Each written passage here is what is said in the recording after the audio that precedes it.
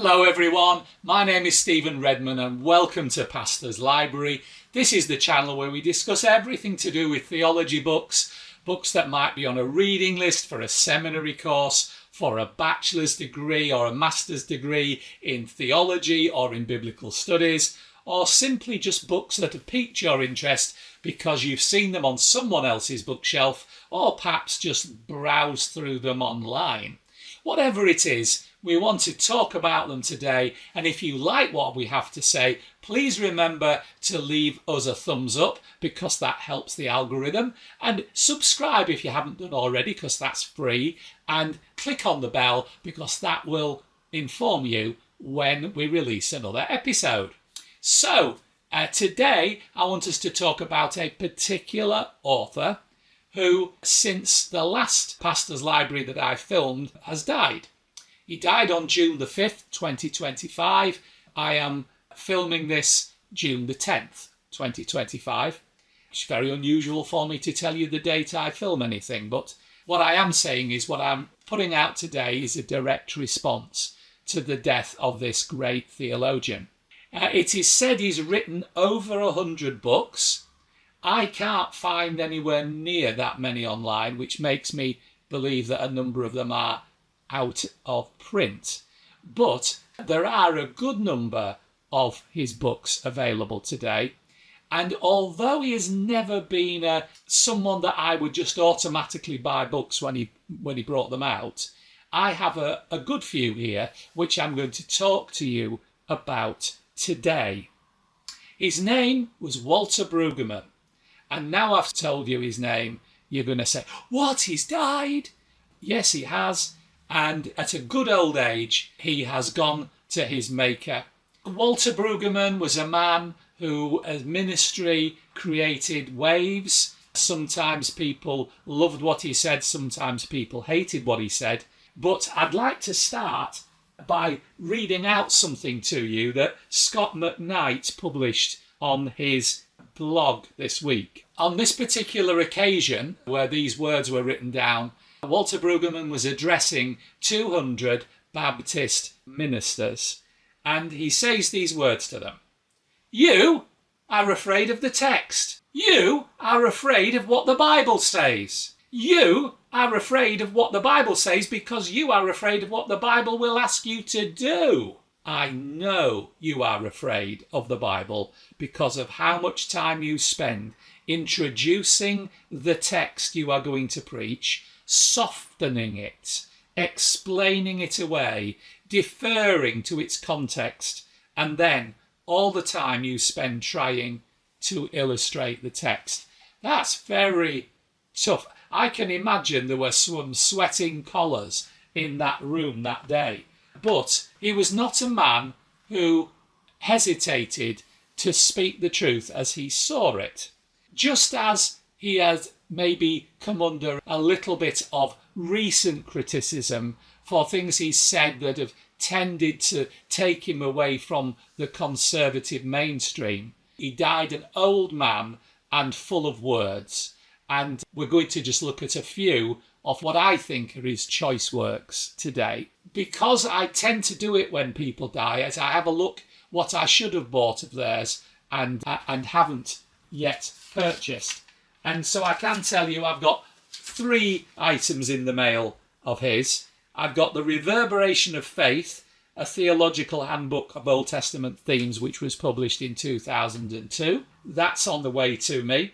I have got The Testimony to Others, which is the witness of Elijah and Elisha, which is a series of lectures he gave, published in 2001. And God in the Fray, which is a Festschrift written in his honour. Other than that, I have what I have, and I probably shan't rush to get anything else. But if things come my way and I notice them, I will certainly engage. Because I do believe he had something to offer. Now, let me say, Walter Bruggeman had a reputation as a Calvinist. Yet one of his absolute best friends was an open theist. One of his best friends was Terence Fretheim.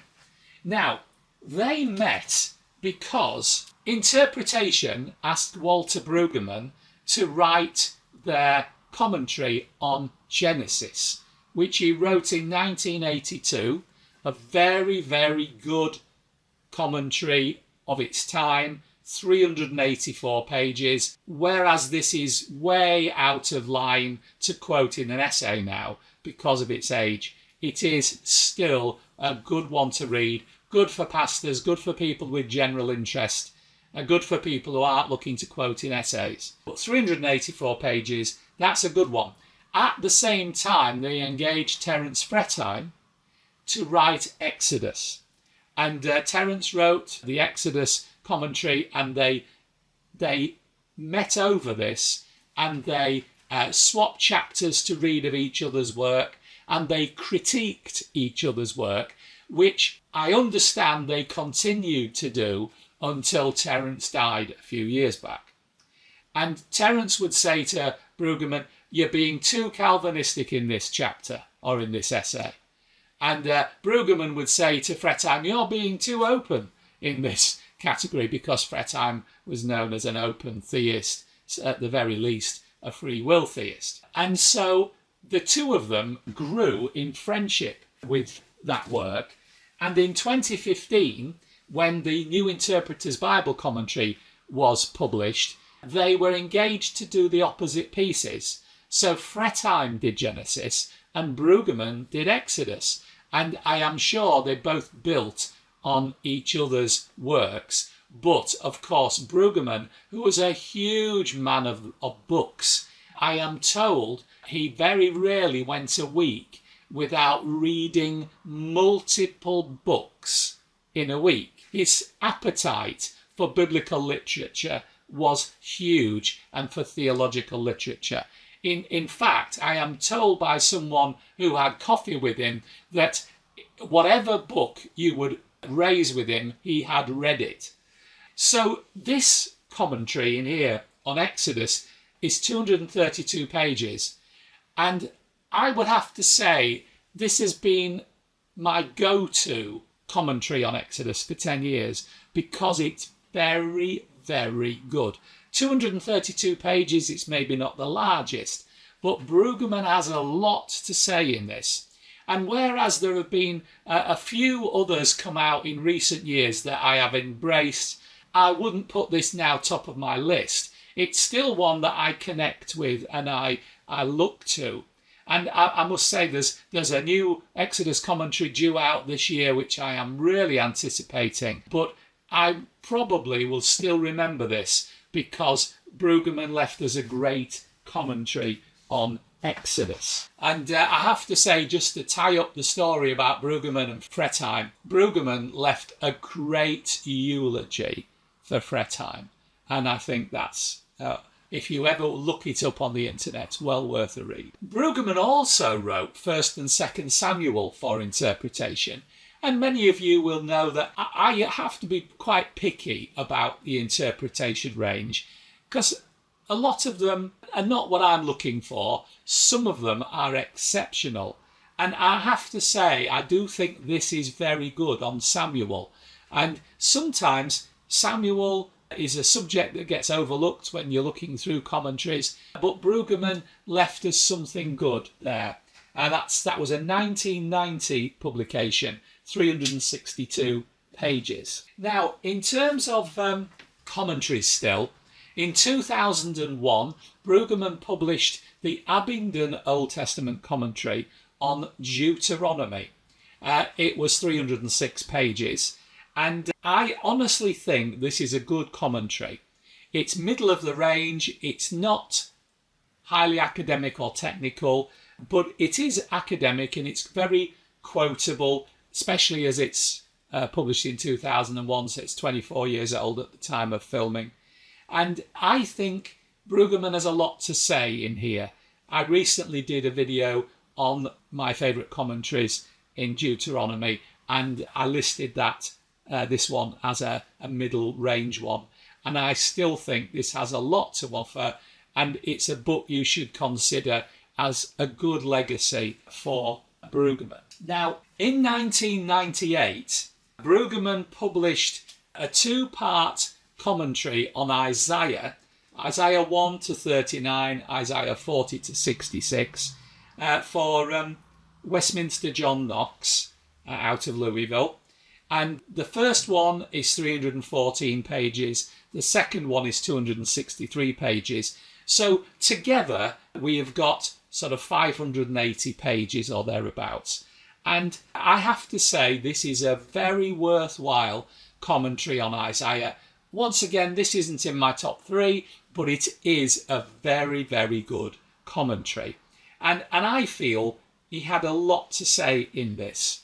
Here's something he says about Isaiah 53, which I really like this paragraph. But we are not yet finished with our dazzlement.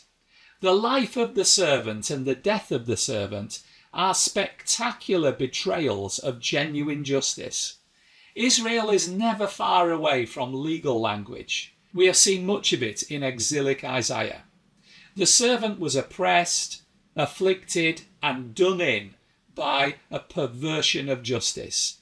He was not guilty. He should have received no punishment. He is the righteous sufferer of whom the Psalter endlessly sings. As a consequence, he is cut off, excommunicated. The ultimate humiliation. No, penultimate. The ultimate humiliation is that he is buried among the wicked. That is outside the cared for space where the righteous dead are kept and cherished. It goes on. That's a great section to read. Bruggeman has some wonderful things to say about the suffering servant in Isaiah. But frankly, these 2 volumes are a very worthwhile thing. If you wanted to buy a commentary that's still quotable, still excellent, that is about Isaiah, or that's something that's authored by Bruggeman, those 2 volumes are very worthwhile. Going to shift a little bit in emphasis now. This book is Sabbathers' Resistance. This version that I have in my hand was published in 2017. It was originally published earlier, but this one has got a study guide and is a new edition. And it's talking about saying no to the culture of now and talking about what Sabbath should mean for Christians. It's not actually a massive range of words, although it's 130 pages. The font is big, but this is a great book to read. This is a book to read in a book group, a little book circle, or in a home group where you can talk through it. And the study guide, of course, means you don't have to do any work preparing for the questions at the end. I think that this is an excellent book. And whereas you might not agree with everything he says, I think you can't ignore the questions that he raises because they're very important and very powerful. And I think this is still a very good book for our day in which we live. Now, this is, I would say, similar in many ways for its use. This was published in 2001. It's called The Prophetic Imagination. I've got the second edition here in my hand. I'm not quite sure whether there might be a third, but anyway, this is the second edition. And I feel that this really makes you think, and it helps you redefine certain aspects of your approach to Scripture. And I honestly think that Bruggeman left us a really good thing here in its 151 pages. This is a book well worth reading. It's one of those books you can give to people at Christmas or to people that just need a suggestion for something to read. And I would suggest to you it's a book that he's left us that is absolutely excellent. Now, I've always been a fan of the Cambridge New Testament theology range. They're now into the Old Testament theology range. And this one, The Theology of the Book of Jeremiah, written by Bruggeman, was published in 2007. It's 213 pages. And this is obviously a guide and a help, also probably something you would read almost before reading the book of Jeremiah. But it's certainly something you would read before a real study of the book of Jeremiah. It deals with the theology of the book of Jeremiah very directly and clearly. I think this is an excellent example of how what a book like this should be formed and put together. And it has a great section at the end about the place for Jeremiah in our modern world and how it can help us today. And that is definitely a great book. Books like this I would never be without. Now, this is a very thin book, 117 pages, published in 2023. It's called Old Testament Theology, Canon or Testimony. And if you just read Old Testament theology, you might think you're going to get a huge book, because he's got a couple of huge books, which we'll talk about in a minute. But this is a very simple book, talking about the Old Testament as canon, what that means, what we think it means changed. It talks about the Old Testament theology as testimony, that it's what people actually saw and heard and encountered for themselves, put onto the page. So this, again, is a book you can read easily. I mean, for me, I could sit and read this in an evening. It's definitely, if you're a light reader, it's definitely a 1 week read. You won't take you long to get through it. And it's written by Bruggeman and Batchelor. The two of them work together on a few things, and this is certainly one of them. A great little book. Now, I've got my last 3 books that I have in my range, and this one was published in 1999, and it's called A Theological Introduction to the Old Testament, and it's written by 4 authors: Bruce Birch, Terence Fretheim, David Peterson and Walter Bruggeman. And the 4 of them have worked together and put this volume together, A Theological Introduction to the Old Testament. It's 475 pages, so this is a beefy volume. And I have to say to you, I love this volume. This is a great, great volume. When you look at my copy, this is one of those books I've been quite naughty with, and I've got quite a few highlighted things on the text. I try not to do that, but sometimes I'm weak, and the highlighter pen calls me, and there we have it. But I think that this is a little bit different to a standard Old Testament theology suite, and that's good because he goes on and does that. But, for example, some of the headings in this: the Old Testament as theological witness, the created order and the recreation of the broken order, promises made, threatened and fulfilled, bondage, exodus, wilderness, the structures of covenant life, the people of the land, the rise of the monarchy, kings and prophets in the divided kingdom, prophecy and reform from Jeroboam to Josiah, collapse, exile, hope, wisdom, order, protest, new life, renewed community, new crises. And that's the flow of the book. I don't know really why more people aren't talking about this book, but I think this is a brilliant one. If you've got it, I'd love to know what you think about it. If you haven't got it, I'd love to know if you're buying it. It's a great book. Now, this has been my steady Old Testament theology book for a long time. This was published in 1997. This is a hardback with 777 pages. Now, those of you that know about 666 and 888, 777 is a really wonderful, perfect set number of pages. And I can't think that Bruggeman engineered that himself. It's got to be the editors. But this is clearly a great book. And this looks through the Old Testament theologically in the ways you would expect. It's got a section on Israel's core testimony, Israel's counter-testimony, Israel's unsolicited testimony, Israel's embodied testimony, and prospects for theological interpretation. And every one of those sections has got huge numbers of subsections. And I think this is absolutely brilliant. There are obviously a lot of big texts for this market. Golding Gay, for example, has just brought out quite an epic one, really. Well, I say just brought out in the last few years. But this Bruggeman, to my mind, will always be one that sticks in my mind as being an excellent theology of the Old Testament. Now, the last one I have for you today is a third edition. A third edition of Bruggeman's Introduction to the Old Testament. And it's subtitled The Canon and Christian Imagination. And I think the subtitle is quite relevant to the way he takes the text here. And he has a co-writer who is Todd Linefelt, I'm not quite sure how that's pronounced, but this is a 2020 publication. That's the third edition. 506 pages.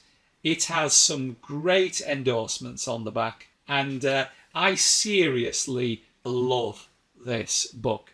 Now, this is a true academic work. It can border a little bit on the technical. It's probably not a book that I would seriously sit down and read cover to cover. It's a book that I would read in sections. But, boy, when you've read it, you really feel the better for it. I think Bruggeman has left his greatest work for us in books about the Old Testament, about theology of the Old Testament. I think this is where he excelled. And seriously, I think this is a brilliant, brilliant work. Now, you maybe have got more books or different books by Bruggeman, and maybe you want to leave a message for me about them in the comments below. But do comment, because I do try to get back to everybody in sequence. But let me say this to you, I appreciate your support for this channel. I hope you've liked today, and if so, please leave me a thumbs up. And if you haven't subscribed already, please subscribe and click on the bell. But thank you for listening to me rant on for a bit about Walter Bruggeman, a man who perhaps I would not be naturally a follower of, but a man whose work I really appreciate, and I have gained so much from reading some of his books, which the majority of what I've read is behind me. So, God bless you. I pray that you will have a good week reading, and all I have left to say to you is simply, bye!